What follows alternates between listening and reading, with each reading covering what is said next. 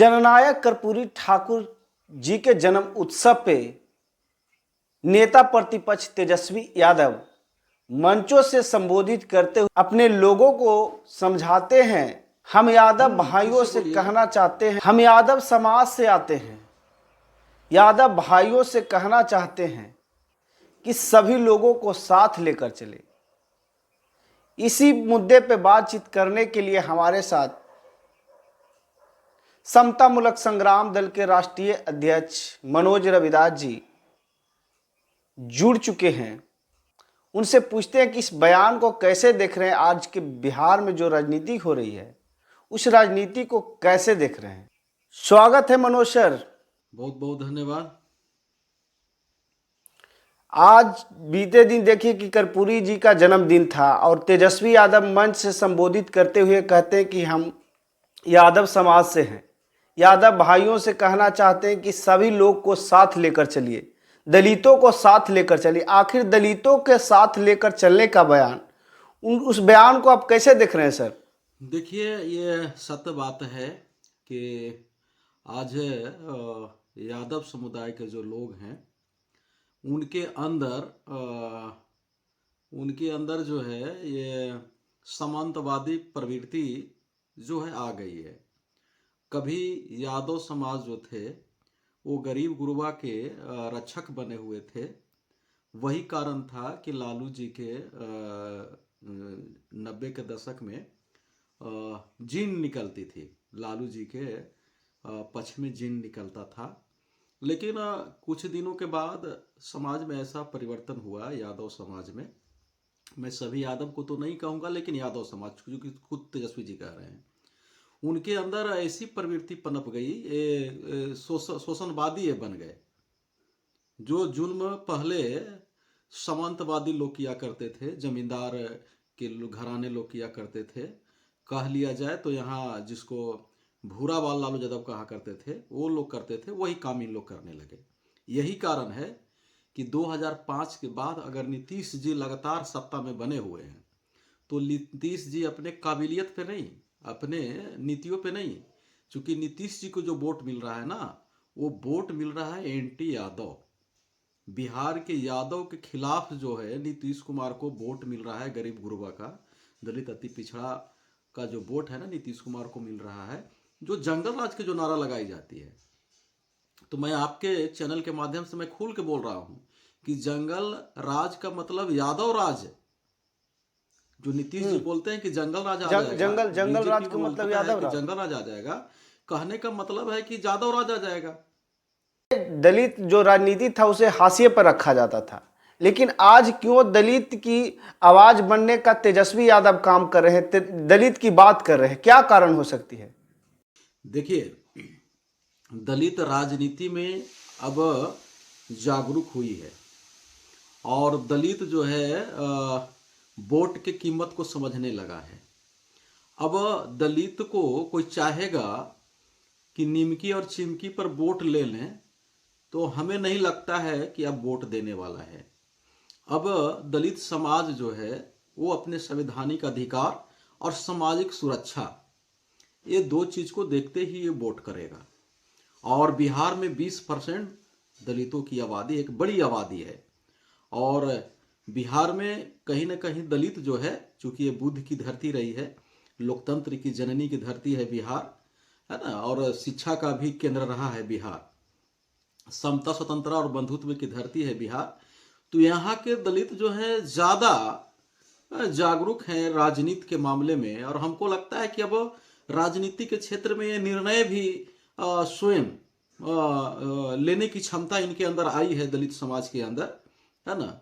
और ये लगातार जो है संविधान, देश और समाज पर देखते हुए वोट कर रहे हैं। इसलिए अगर आप दलित को अगर आप जोड़ना चाहते हैं, लेना चाहते हैं, तो अब इनको ये जुमला बोलकर कोई नहीं ले सकता है, काम दिखाना पड़ेगा, चरित्र दिखाना पड़ेगा, व्यवहार दिखाना पड़ेगा तब। इसलिए सारे नेता बेचैन हैं, है ना, ये दलित को वोट के लेकर। और दूसरे नजरिए से अगर आप ये देखिएगा तो दूसरा चीज में मैं ये बता रहा हूं कि यहाँ के जो दलित जो है ना, नेतृत्व विहीन है, जागरूक तो है, नेतृत्व विहीन है। आखिर वोट किसको करे ये? इसलिए सारा दल जो है दलित के पर ही फोकस किया हुआ है कि ये 20% वोट एक बहुत बड़ी वोट है और इसका कोई नेतृत्व करने वाला नहीं है। तो इसके सब नेतृत्व करने वाले बन रहे हैं कि मैं आपका आवाज हूं, आपके ही दुख दर्द को मैं उठाना चाहता हूं, आप जो सोचते हैं वही सोच के मैं सरकार बनाना चाहता हूं। ऐसे कह के लोग सिर्फ वोट लूटने के लिए भी प्रयास में है। तो जितनी जो दलित के बारे में जो ये लोग बोल रहे हैं ना, एक्चुअली इनको दलित समाज से कोई लेना देना नहीं है। दलित नेतृत्व विहीन है बिहार में। इसको लेकर ये इनके वोट को ठगने के लिए दलित दलित और संविधान और तमाम प्रकार के लोग चिल्ला रहे हैं। ये बात को चिल्ला रहे हैं। एक क्वेश्चन जीतन राम मांझी से रिलेटेड है सर। जीतन राम मांझी आजकल एनडीए से नाखुश चल रहे हैं। उनका कहना है कि जिस प्रकार से हमारा ताकत को झारखंड में नहीं देखा और दिल्ली में भी नहीं देखा, बिहार में हम अपना ताकत दिखाएं। क्या कारण रहा कि झारखंड में उन्हें नकारा गया? देखिए, बीजेपी एक बड़ी पार्टी है और आरएसएस की पार्टी है। तो जीतन मांझी जी का ताकत नहीं, पार्टी में परिवार चलती है। जीतन मांझी का ताकत नहीं, परिवार। पार्टी का कोई ताकत नहीं है, जीतन मांझी जी का परिवार ही पार्टी है।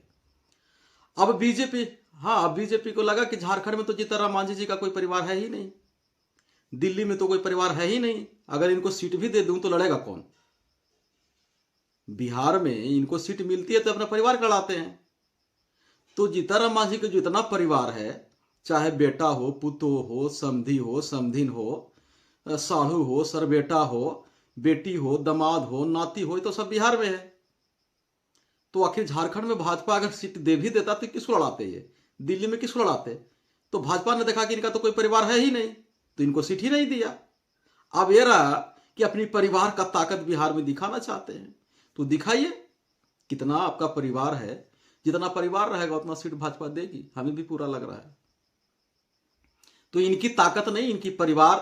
तो झारखंड में परिवार नहीं, दिल्ली में परिवार नहीं, इसलिए इनको सीट नहीं मिली। एक सवाल सर कि समतामूलक संग्राम दल किधर जाएंगे, महागठबंधन में या एनडीए में? देखिए, मैं आपके अभी जो सवाल थी उसमें ही हमने कहा है, क्योंकि सर आप अक्सर समाज के लिए रोड पे, चाहे मांझी का हाथ काट दिया गया उसमें, या औरंगाबाद जो पूजा कुमारी की हत्याकांड, उसमें सबसे आगे तमाम मुद्दा पे अक्सर आगे यानी दलित की आवाज बनने का काम करते हैं। तो कहीं ना कहीं समाज सवाल पूछ रहा है कि समतामूलक संग्राम किधर जाएगी? समतामूलक संग्राम दल एकदम नीति से एकदम स्पष्ट है। हमारी नीति है कि हम अम्बेडकरवादी सरकार लाएं।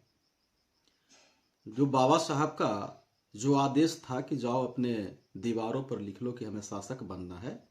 शासक इसलिए बनना है कि सत्ता वो मास्टर चाबी है जो हर एक बंद दरवाजे को खोली जा सकती है। अब यहाँ 20% शेड्यूल कास्ट तो है ही, पर यहाँ और भी 30% शोषित वर्ग भी हैं, शोषित वर्ग हैं, और उसमें से भी कई जमात के लोग शोषित हैं। अगर टोटल मिला दिया जाए तो 80% यहाँ जो है दलित, अति पिछड़ी और वंचित वर्ग हैं, जिनका यहाँ कोई आवाज उठाने वाला नहीं है। उनकी जीवन स्तर को सुधारने के लिए कोई भी राजनीतिक रूप से आवाज उठाने वाला नहीं है।